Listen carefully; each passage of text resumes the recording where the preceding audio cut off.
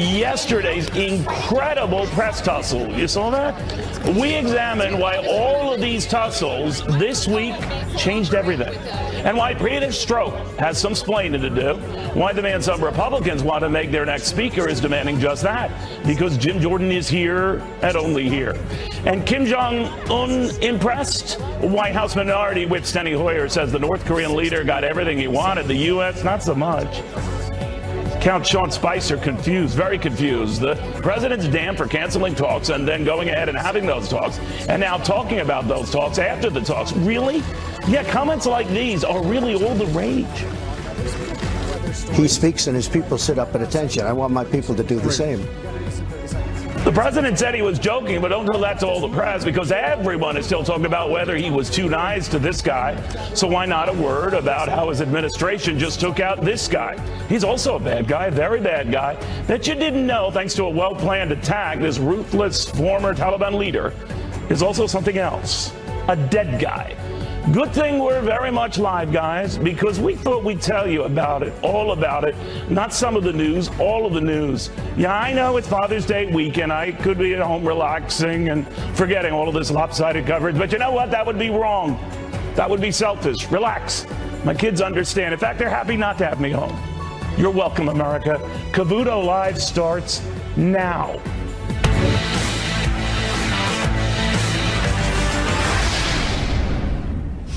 I always love the nasty tweets we get. But before you even start, get over yourself, Cavuto. And that was from my wife. Welcome, everyone. Really happy to have you. So after all the tussle, so many this past historic week, now come the tweets. Molly Hennenberg now with the very, very latest from Washington. Molly. Hi, Neil. President Trump is praising his supporters today and also praising the nation's economic health or economic numbers. He said in a tweet, quote, "My supporters are the smartest, strongest, most hardworking and most loyal that we have seen in our country's history. It's a beautiful thing to watch as we win elections and gather support from all over the country. As we get stronger, so does our country. Best numbers ever." The president likely will be interested in what's coming up next week when his FBI Director Christopher Wray and Justice Department Inspector General Michael Horowitz, who put out his report this week, will go before Congress and answer some questions. Members of Congress also would like to hear from that FBI agent in so many of the headlines, Peter Strzok. You remember him. He's one of the two married lovers at the FBI, Peter Strzok and Lisa Page, who told the Inspector General that they were texting on their work phones to keep their affair secret from their spouses. But now their messages are out very publicly, and they're raising questions about President Obama's FBI and if it was working, in essence, to elect Hillary Clinton and to prevent Donald Trump from becoming president. There's this text from August before the election. Lisa Page says, "Trump's not going to become president, right? Right?" Strzok says, "No, he's not. We'll stop it." And this one from a few days later, he's talking about somebody named Andy. It could be former FBI Director Andrew McCabe, who was fired earlier this year. "I want to believe the path you threw out for consideration in Andy's office, that there's no way he gets elected, but I'm afraid we can't take that risk. It's like an insurance policy in the unlikely event you die before you're 40. Some Republicans in Congress say these messages need some explaining. What do you want to find out from Mr. Strzok? Well, first of all, we have thousands of text conversations between he and Lisa Page that raise huge questions about what the meaning of those texts. For example, he says to Lisa Page, "We're not going to let that happen with regard to, we're going to stop it with regard to the election of Donald Trump as president of the United States." Well, who is we? That's one big question, right? Another question is, does that relate to the so-called insurance policy that he references in another text? There is a ton of information that we need from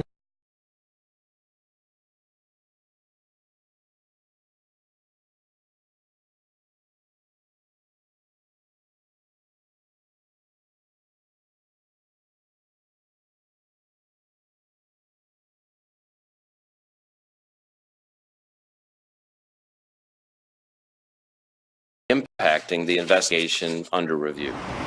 The FBI report, the IG report also calls former FBI Director James Comey's actions, quote, "extraordinary and insubordinate" in his handling of the Hillary Clinton email investigation. Neil? Molly, thank you very, very much. Very good report. By the way, as Molly was speaking there, we got another tweet from the president on this very matter saying that the IG report totally destroys James Comey and all of his minions, including the great lovers, Peter Strzokka and Lisa Page, who started with this disgraceful witch hunt. And I'm going on here to say, against so many innocent people, it will go down as a dark and dangerous period in American history. Let's get the read on all of this from attorney Lisa Garber. We also have Nick Fortuna, also an attorney. This last guy, I think you know, his face is fairly recognizable. Robert Ray, the former Whitewater special counsel, who seemed to have a knack for alienating both parties when he was investigating Bill Clinton. Delighted to have all. Robert, to you first, and all of this that comes out in the IG report. At the very least, it does reveal clumsy handling on the part of authorities from James Comey down, but more comes up even through unnamed and unidentified parties, an inherent bias against the guy who wanted to be President of the United States, Donald Trump. What do you make of that? The president's right about that. I mean, it's not just inherent bias or implicit bias, I guess is the fashionable group of words today. The president's position, I think, has been vindicated, and that, that's troubling. There's also, as you also, suggest, a colossal failure of leadership within the Obama Justice Department and the Obama administration, from the president on down. President Obama in October of 2015 on a 60 Minutes interview essentially said there was no there. That had an effect spiraling downward through the Justice Department. Then you have Loretta Lynch making some, really serious errors in judgment, as the report also found. The meeting with President Clinton, of course, was a huge mistake, which she even herself acknowledged and felt at the time. And then from there on down, you've got the bias of everybody on the assumption that Hillary Clinton's going to win. It seems within the Justice Department there was at least an implicit, or if not an inherent bias in favor of trying to be protective of Secretary Clinton, and that affected judgment. People stepped aside, didn't exercise the appropriate leadership and supervision, and it was left, ironically, to Jim Comey to sort of kind of balance things out. And of course, he's the one who's then most subject for criticism in all of this, and as a consequence, among other things, loses his job. So, look, it's if anything, it's a colossal mess, which is going, I think, to take a good long while for the public's restoration of public confidence in the integrity of the FBI. I think the president's also right to say, look, in the main, the FBI does a great job. This is not, while there's a colossal failure that has been identified, I don't think it's catastrophic. I think the FBI is well able to recover. There are more and more people within the FBI you come to discover, most unidentified in this report, who harbor some of these same views. And Lisa, maybe you can help me out with this, but this unidentified FBI worker who refers to Trump supporters as poor to middle class, uneducated, lazy, I'll leave you to figure that word out, that he will magically grant them jobs for doing nothing. And that prevailing view, and there are others who are similarly characterized, was it much more widespread than we're led to believe in the beginning, that it was just these two starstruck lovers and maybe a couple of other malcontents, but there were quite a few more. There are so many issues to unpack with that question alone, and I think, we're learning about the digital forensic investigation behind the actual illustration of these messages themselves, and saying the FBI didn't have access to the right tools, and only now we're seeing these messages between the lovers on Trump's campaign itself. Do you think any of this came to light, though, to, let's say, Bob Mueller, before the text came to light? In other words, we were told once he got those two named individuals' texts, they were off the case, so to speak. Strzok certainly was off the case. But how do we know that? How do we know that he wasn't aware of other biases, among others? I would be shocked to find out that he wasn't aware of any sort of bias beforehand. And this isn't just indirect, it is direct, explicit bias. And the report itself, the IG report, is so reminiscent of Comey's own report on the laundry list of items that Clinton herself was really, it was so negative. And then the conclusion itself was, but still, no problem, no indictment. And in this IG report, the laundry list of all these text messages, which I'm sure everybody was well aware of, as an employer in any kind of company, you're able to see instant messages on the company server. And you get a pretty good idea where your people come from, right? Of course, you better know. But let me get your sense of this right now. I'm wondering whether it behooves the president to even consider getting interviewed by Bob Mueller or his team, or do they just say, as Rudy Giuliani was saying, you should even suspend this investigation, unlikely though that is. How does this change things? I think that it gave the president a lot of talking points, but there isn't as much substance to his allegations. I think the American people could take some solace in the fact that the FBI did their job, you know, despite the personal bias. The FBI did its job, and he was insubordinate, you could argue, in Comey's defense, because justice wouldn't, right? Well, the justice abdicated their responsibility to the FBI. He showboated. He showboated. What he did wrong, you know, in this case, by publicly announcing the investigation and then reopening the investigation, the results of the investigation, then reopening the investigation 11 days later, you know. You could argue that hurt Hillary Clinton. Well, essentially, based on reports and polls, it cost her the election. So as far as any bias to Trump, I think it was counteracted by the actions. You don't think they Comey. went light on this, right? But the conventional argument on this post is that they went light on Hillary Clinton when they had more than enough grounds to be much more aggressive. It's hard to say. I guess it's ultimately, you know, comes down to what your view is about the ability to prosecute in something less than what would ordinarily be considered mens rea or criminal intent. But for the president to say the whole thing proves his case, you say what? He's got a fair argument. You know, it's an important consideration, right? You know, I think that you look at this and you say to yourself, initially, the president's argument was unlikely to be true. And then when you go through this and you actually see the blistering text messages, you say to yourself, well, all right, you know, Michael Horowitz may be right that they ultimately got the judgment call correct. But along the way, you know, no one expects that you check your political considerations completely at the door. On the other hand, using government property to have this sort of a conversation in the midst of an investigation in a high-profile matter, you know, really, that just is outrageous. And the president's right to say, you know what, that is not acceptable. When I try to put everything in context, it maybe these guys, even the unidentified people, we're talking about something was coming to light on Russia. I'm trying to give everybody the doubt here. It still doesn't make sense. Yeah, you know, I would look at it a couple of ways. First of all, you have to separate out the poor judgment using the FBI devices to communicate between two lovers. I think they exercise extremely poor judgment. But as far as their personal opinions are concerned, everybody has an opinion, especially in this particular election. It was extremely provocative. We haven't had a provocative candidate like Trump since George Wallace. So, you know, the things that he kind of said provoke reactions to people. But the danger here is they made a bet, though. They made a bet on the fact that Hillary was going to be elected president, and it was a poor bet, and they spent more time worrying about or thinking about that than actually doing their job. Everybody thought Hillary Clinton, and I'm not saying she should have or shouldn't have, everybody thought she should have been president. So it wasn't a poor decision. It was Comey's actions that changed the result. They were both terrible candidates. That can be debated. Lisa, what I want to ask you is, what I was trying to get a sense of is, what was the context for some of these awful remarks about Donald Trump, besides the fact that they might not have liked him? Could there, giving them the benefit of the doubt here, fair and balanced, could they have had information early on about this Russia stuff? And that's what they were referring to. It's a leap on my part, but I'm trying to, because this is not the way I like my FBI agents and personnel to text or tweet or say anything.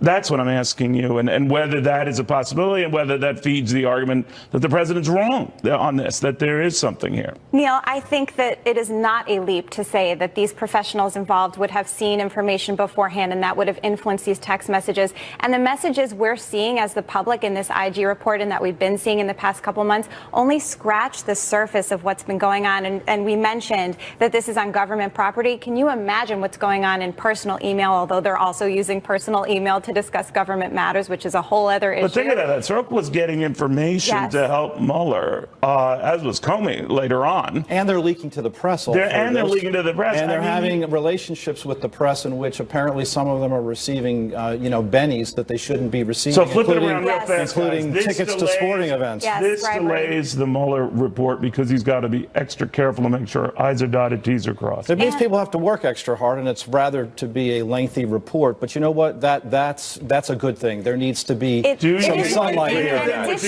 No, guys, do you think with these revelations this week, it delays the release of that report? It depends how thorough he's been up to this point. I really think that, from my perspective in the history of Bob Mueller, I think he's extremely professional. He's been quiet. He hasn't He used to say commented that on about this. Comey, you know. Exactly. And we now have the congressional. They used to say that about me. We now have, if you saw Judge Pirro last night, she was speaking with the Florida congressional representatives who are now, and now we see Congress is going after all of these text messages too. They're going after federal charges on obstruction of justice. This is going to play out over the next few weeks. And no matter how in-depth these investigations are, something better come to light quickly. Guys, I want to thank you all very, very much. A guy who will have a very, very big role in understanding where at least we go investigatory-wise in this is a guy a lot of Republicans, by the way, want to make their next speaker. That's a separate issue for another day. With me now is a House Judiciary Committee member, Republican Congressman from Ohio, Jim Jordan. Congressman, always good to see you. A number of your colleagues are chomping at the bit to see Mr. Horowitz next week, Christopher Wray, the FBI director, when he comes to talk to folks. And Mr. Rosenstein, he's going to be in front of us in the next few weeks as well. This is like an Avengers movie. It gets better and better. So, what do you want to hear first of all out of the Inspector General? A lot of you, is a straight shooter, came down the middle on all of this. Your thoughts? I think there's some key questions. Like number one, why is Peter Strzok still employed at the FBI? I mean, all the other major players are gone. Comey's been fired. Deputy Director McCabe fired, faces a criminal referral, lied 3 times under oath. Jim Baker, former general counsel, is gone, was demoted before he left the FBI. Lisa Page was demoted. She's left the FBI. Jim Rubicki, Comey's chief of staff, has also left the FBI. Why is Peter Strzok still there in light of what we learned from the IG's report? I think that's an important question for Mr. Wray and Mr. Rosenstein when they come in front of Congress. But if you got your hands on Strzok himself, and many of your colleagues want to subpoena him to testify, what would you want to hear of him? Of course, he has very disparaging views of then candidate Trump. We know that he was providing a lot of the research and early, footwork for Bob Mueller since fired. No, you're right. But what do you want to hear from him? He's the key player. He's the central figure throughout this entire narrative. Ran the Clinton investigation, was the lead investigator on the Russia investigation. He's the central character, and I think those sequence of text messages are important. Remember, Peter Strzok opens the Russian investigation on July 31st. 8 days later, we have the text message that we saw in the report. We will stop Trump from being president. 1 week after that, we have the text message, August 15th, which says we need the insurance policy to make sure Trump isn't president. I'd want to walk through that sequence all the way up through September 2nd, where we have another text message from Mr. Strzok where he says, POTUS, President Obama, POTUS wants to know everything we're doing. The operative word there is everything. So I would want to walk through that sequence. You open it on the 31st, and what happens in the next 4.5 weeks in those text messages, I think tells a lot. We need to unpack that and get answers from Mr. Strzok when he comes in for his deposition. Still, there are a lot of Democrats who are seizing on this, sort of saying that there's confusion and that Republicans are divided. You guys seem to be suing each other for documents, whether it's Rod Rosenstein, and now he will go the other way at you to simply push for the same thing. On that, Republicans are eating themselves alive on this. What do you think of that? Well, let's be clear. Rod Rosenstein isn't giving us the material we're entitled to have as a separate and equal branch of government to do our constitutional duty of oversight. And in addition to not giving us the material, he has to do his constitutional duty, and that what you're doing gets in the way of that. Rod Rosenstein's name was never on a ballot. He wasn't elected to anything, but the House of Representatives and the people in the United States Senate were, and we are a separate branch of government entitled to that information. So instead of fighting this all the time and instead of threatening staff members on the Intelligence Committee, why don't you just give us the stuff we're entitled to see so we can figure out and get answers for the American people? Do you think the president should fire him? I think Rod Rosenstein is frankly skating on thin ice, and if he doesn't start giving us the information, I think you're going to see more things happen in the House. We filed a resolution last week, Mr. Meadows and I did, that says, sense of the Congress, if you don't give us this information, there's going to be a vote in the United States Congress. I think that will happen sometime soon. I'm hopeful it will. And then there's also contempt. There's also impeachment. But he needs to give us that information and quit threatening. I mean, think about that. The head of the Department of Justice threatening staff members in a separate branch of government trying to do their jobs, trying to get answers for the American people. And why is it, Neil, why is it the most explosive 50-some thousand text messages between Strzok and Page, and the one we've not seen, the one we didn't see until this report, was the most explosive one? We will stop Trump. Why didn't Rod Rosenstein show us that one earlier when we saw the insurance policy text? We've seen the text with all the bias and animus towards President Trump. Why was it we just see this one on 2 days ago when the report comes out? So those are some of the other questions we have for Mr. Rosenstein and Mr. Wray. Real quickly, the president says this whole thing with the IG report vindicates him. Do you agree? I think it shows how the bias that existed at the top people. Again, not the rank and file agents who are doing good work, but the top people. He says it vindicates him and exonerates him. Do you agree with that? I think it shows well, we know there's been no evidence of any coordination between the Trump campaign and Russia. A year of Mr. Mueller's investigation, no evidence. So this report, I think, buttresses what we already know and shows the bias that existed. Even the Inspector General says we do have no confidence that Strzok's decision was free from bias. They even say that in their report. Congressman, thank you very, very much. A Democrats read on this after this. Grab an umbrella, kids. Do you think James Comey's actions were unfair to Hillary? No, I think that James Comey was unfair to the people of this country. All right, that's the president's view. Here, there are a number of Democrats that have come out and said, wait a minute here. We believe the whole Comey situation. He blocked our candidate from an easy pickup and an easy win in the presidential election. So we're the ones who were suffering from a bias here that hurt us politically. Let's get the read on that front from former Democratic Congressman, former presidential candidate, Dennis Kucinich. Dennis, you think in the end, all of this back and forth and insubordination on Comey's part cost Hillary Clinton the election. Is that right? Well, it's measurable, Neil, that states that were trending towards her in the last 2 weeks suddenly moved towards Donald Trump in the last 10 days and in the closing days of the election. And there's just no question that Comey's announcement on October 28th to Congress that the FBI has learned of this new information regarding emails tilted the election. Now, keep in mind. But Dennis, I would even buy that if it was Hillary Clinton surging at the time. She was falling in polls in those states prior to this. Now, to your point, that might have sped it up a little bit, but she was deteriorating as a candidate, connecting with the very voters that she took for granted were her base. Look, this doesn't take anything away from Donald Trump. Let's set aside for a moment whether any of us were for Hillary Clinton or Donald Trump. Let's go to the fact that the FBI on September 29th already had the information that was announced on October 28th. And as somebody who's running a lot of elections, I can tell you, the last 10 days of an election, if new information surfaces, it can change people's views. So, yes, it did have a measurable outcome. And again, without taking anything away from Donald Trump's candidacy, this decision that Comey made to notify Congress on October 28th of information that the FBI had possession of for a month certainly had an impact on the election. And the other thing is Jim Jordan spoke about this moments ago, the fact that you had FBI agents who were making political commentary back and forth. Lady Justice is supposed to be blindfolded, right? Well, in this case, that blindfold was off, and there are people playing politics inside the FBI against Donald Trump.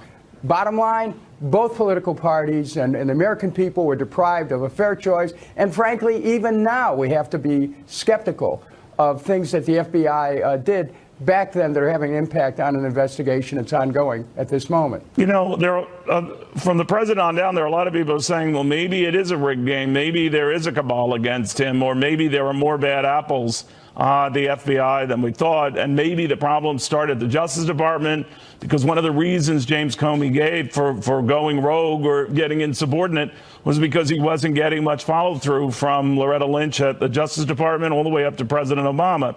Now, I don't know what the truth is, and you might be more attuned to this than I'll ever be, but I'm wondering whether that does say something in the wider sense that these agencies, all the way up to the Justice Department, were not keen on Donald Trump and were very keen on Hillary Clinton and would be more inclined just by human nature to help her and hurt him. Well, that can all be true. But it's also true that Jim Comey's announcement on October 28th hurt Hillary Clinton. And whether he did it to help Donald Trump or not, I doubt it, but it hurt Hillary Clinton. And the fact of the matter is, the FBI, no one at the FBI should have their thumb on the scale of an election. That's not their job. And, you know, the fact that, I mean, you wonder why there's not some kind of a cooling off period, that in the closing days of an election, stuff just isn't thrown out there and given an official stamp of approval by a justice agency. Well, then let me ask you, that causes people to look, hey. Because you're a straight out, you're very honest. I know where you come from politically, but you're clear. Do you think that Donald Trump legitimately was elected president of the United States? Yes, of course. Okay, so because I got to tell you, I still talk to Democrats who just say, well, I don't know, or this, I don't. They're deliberately keeping out the specter that that was what created Donald Trump to become the next president of the United States. Do you think those Democrats who seize on that and question his validity, do you think that is right? Look, he is the president of the United States. He was elected by the people of the United States according to the system and according to laws. At the same time, did Jim Comey do something on October 28th that caused public confidence to be eroded in Hillary Clinton's candidacy? No question about it. That's not what I'm asking. They're going on the Russian thing. They're going on the fact that the FBI went light on that, was tiptoeing on that. Justice was not aggressively following on that because they were sure that Hillary Clinton would win. And furthermore, anything that would show interference would only help Donald Trump. And that Democrats to this day, many in your own party, Dennis, to this day, are saying he is illegitimate. Is that right? What do you think of Democrats who still seize on that he's not a legitimate, duly elected president? Well, let's talk to Americans here, Democrats or Republicans. Donald Trump is our president. How he became president is still at issue, but he is the president of the United States. And the conduct of the FBI... You just did it there. Comey, how he became president is still an issue. It shouldn't be an issue. He was duly elected president. You're putting an asterisk to it. The Inspector General's report raises questions about what Comey did. And you have to look at the polls, Neil. They tilted the outcome. And I'm saying this without regard to whether somebody's for you have no proof Donald of that. Trump or Dennis, you have no proof of that. Believe me, I don't care whatever the president, I don't care whatever. I'm just telling you, you have no proof of that. And you are just feeding a narrative that says he's not the real deal, he's not the real president. Look, let's go over it one more time. Donald Trump is the president of the United States. There's just, why even argue that? The point is, though, that election, the last 10 days of the election, some things happened that absolutely changed the outcome. Now, she refused to go to the very states that Donald Trump surprisingly won. Absolutely. Wisconsin. He won. She didn't. You're right. He had the opportunity. She had the opportunity. He took advantage of it. You're 100% right. He is the president of the United States. It doesn't take the Inspector General's report doesn't take anything away from Donald Trump's presidency, but it does raise questions. Put it all together. He's the president. More into this. He's the president.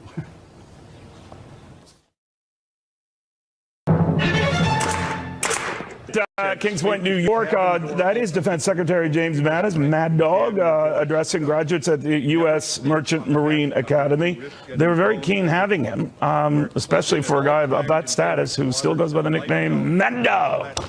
No one messes with that guy, and for good reason. All right.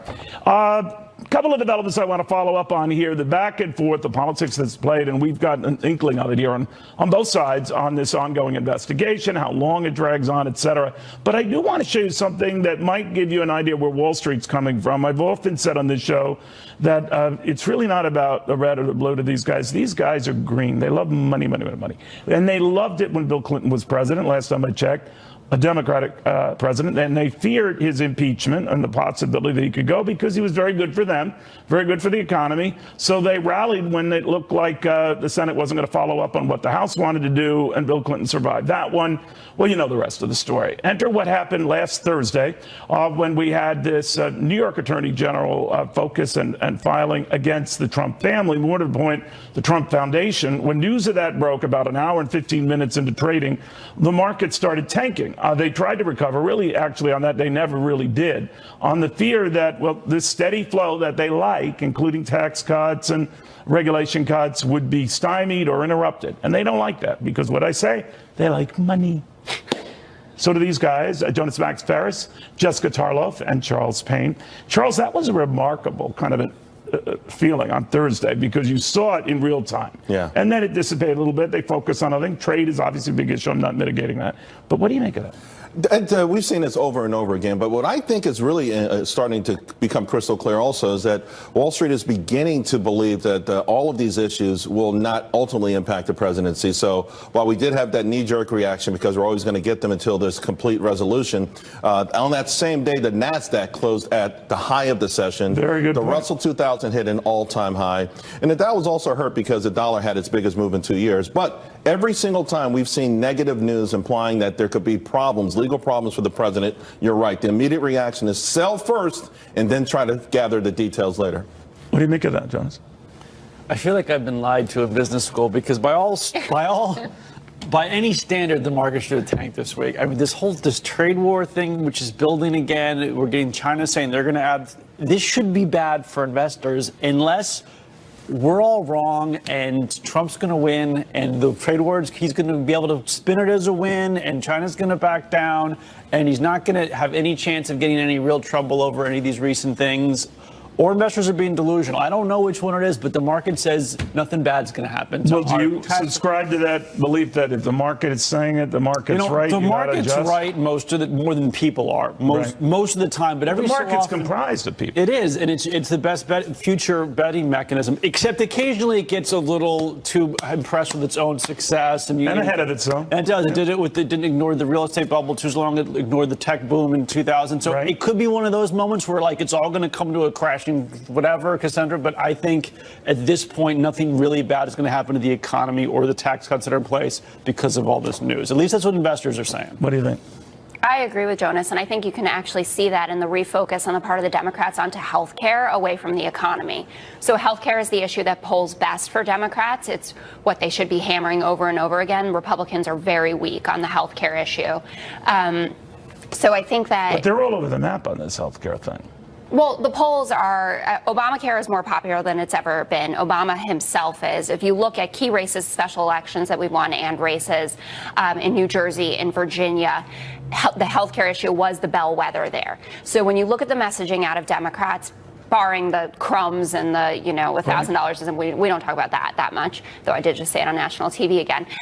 You see that in these races, people are looking at the healthcare issue, and I think that is reflective of what Jonas is talking about, that the market is going to continue to do well. Consumer confidence is going to continue to grow, and this president is getting credit for the economy. So we shouldn't be hammering that for the midterms. We should be focusing on issues that Democrats are polling well on. Yeah. This morning in Axios, that's all they talk about, too, to your point, that they have been grappling for an issue. And Wall Street, I don't think Wall Street is drunk on anything. I think Wall Street is following the real data, not the hype, not the headlines, but the real data that we were reminded of this week when retail sales came out so powerful. What I loved about this retail sales report, though, is that the growth of department stores was faster than the internet, that the growth of restaurants was faster than groceries. What does that say? All that confidence that Jessica is talking about that we've seen in polls at soft data has come to fruition. People are leaving their homes. The hottest stocks in the market this week. Trust the president then and not with the fears of what the president wants? No, the market, to Jonas's point, has the professional smart money, the big money that can move markets. It probably has summed this up. This Mueller investigation has taken a long time, So they don't see that going anywhere, and they don't see the trade thing going anywhere. But isn't it just that you don't know? They've learned to adjust to the known unknowns. The Trump presidency has this every week. Here's the thing with the trade thing, guys. Think about yesterday's session. The Dow rallied 200 points after China retaliated. As soon as the China news hit, the market soared. You know why? Because we're getting closer to resolution.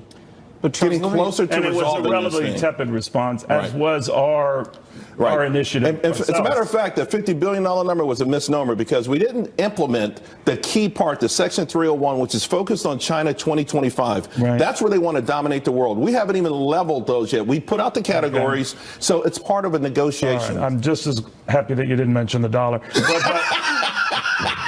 But he's a genius. So what do you think? That net, maybe the markets are just going to trust the president on this one and hope we get through these hurdles? Let me just play devil's advocate and pretend the market is drunk. Because, Charles, you said the NASDAQ was high, which is true. And the trade war should have started something. This thing with the Theranos stock, that's just a fraud. And it's just a wholesale fraud, and everybody lost billions of dollars. Right. And how that hasn't affected tech stock confidence and startup confidence is a little weird, I think. And do you think that's well, you don't know that, because I will say a lot of the new recent IPOs have been duds. Snap went straight down. The whole, so that whole unicorn thing, I think, is a different story as opposed to the economy. You can't deny what we're seeing in this economy. I don't know. When Webvan and Pets.com started to go down, the whole thing was like, we got hosed here. And investors have so much confidence that even something that scale is turning I know you guys come back later on, but are your liberal friends getting worried that none of this is sticking, none of the trade fears are sticking, the Mueller thing isn't sticking, and it's looking like Democrats might not be part of the big blue wave in November? No, well, the generic ballot, our lead is actually get together increasing. at Starbucks, so you're getting frantic. I am going right after this, actually. I need my chai. Okay. No, they're not getting afraid of that. The generic ballot had actually shrunk down to about 2-3 points, and now it's back where you would kind of want it to stay. Well, we need 23 seats, and when you look at yes or no, is the House going to flip? I think that it is. That F-bomb at the Tonys didn't make you think we got nothing going on. All right, very we got nothing. No game. All right, we got a little game. I don't know if this is good or bad, but they are going to be back. And that gives Charles more opportunity to discuss global currencies. And that's one you want. That's a pay-per-view event. All right, in the meantime, we got Oprah Winfrey and Nicole Kidman, not physically on this show, but they both made deals that raised my eyebrows and made me think, and this happens sometimes, I fall into a Charles mode, this could be portending something very big. I'll explain after this.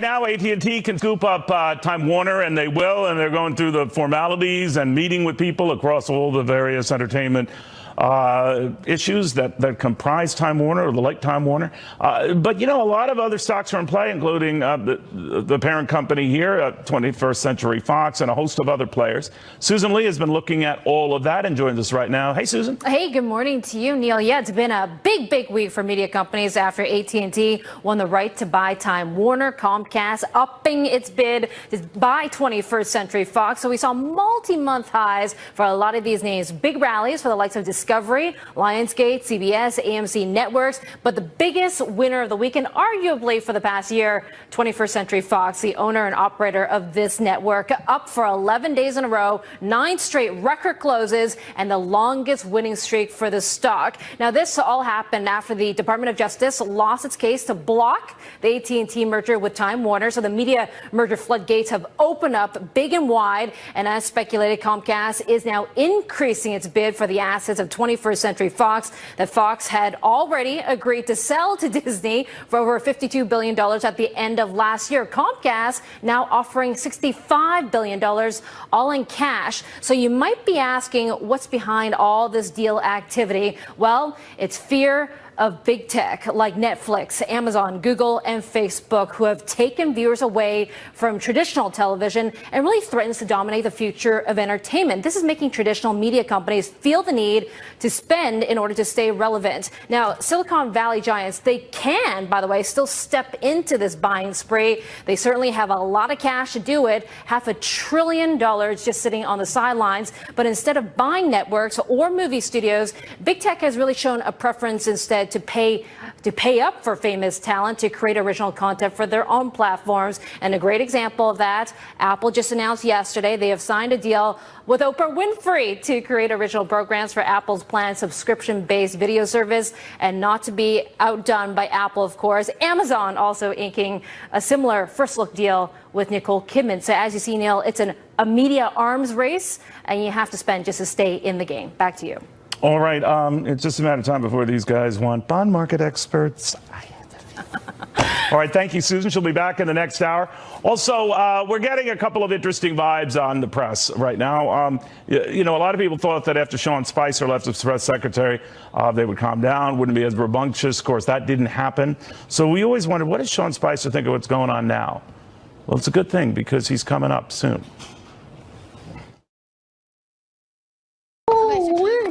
A lot lot of the primaries so far this year heading up into the midterms. And one thing we can conclude, if you're Republican and you want to win, it is good to be either like Donald Trump or certainly to be liked by Donald Trump.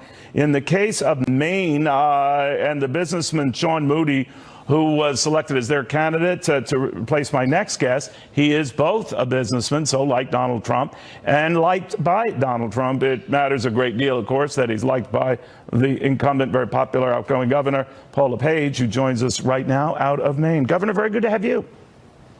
Oh, it's a pleasure to be back, Neil. Are you okay? I mean, what's going on here? This looks like a shoulder brace, or what are we looking at? Yeah, no, I just had a shoulder replacement 2 weeks ago. Oh. Guaranteed to get rid of my slice. Oh, boy. Well, good luck with that. I thought you were in another fight with politicians, so as long as it's not that. Governor, it's the weight of the Democratic Party. It's interesting that all the candidates who were running, all the Republican candidates, shared your zeal for cutting taxes, shrinking government, doing something about at least reforming welfare. So they were all clearly preaching from your choir book. Is that a national appealing trend, you think, that what works in Maine so far, and certainly for the nominees who ultimately made it, is going to work nationally? I absolutely believe so. I think what the people are looking for is someone that is not a career politician, but someone that's going to come in, do the job, then leave and let somebody else come in and do it. And in our case, Sean Moody is a businessman. He's a Mainer.